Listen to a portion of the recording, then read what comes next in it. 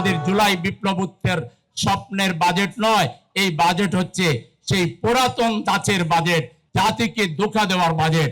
এখানে শ্রমিকদের বেতন মজুরি বৃদ্ধির কোনো ব্যবস্থা নাই, কৃষকদের জন্য কোনো অ্যারেঞ্জমেন্ট রাখা হয়নি।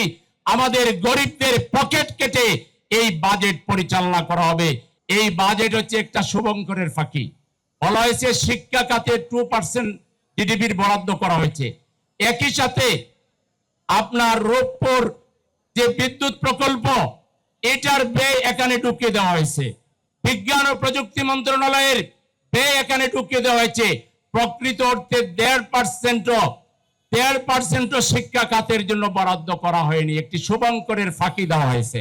বিশ্বমানের ব্লাড সেন্টার করব, যেখানে নিরাপদ রক্ত পাওয়ার জন্য সঠিক স্ক্রিনিং ব্যবস্থা থাকবে, এবং আমরা এটা সিটি কর্পোরেশনের উদ্যোগেই বিনা পয়সায় মানুষের রক্ত পাওয়ার অধিকারকে আমরা নিশ্চিত করব ইনশাআল্লাহ।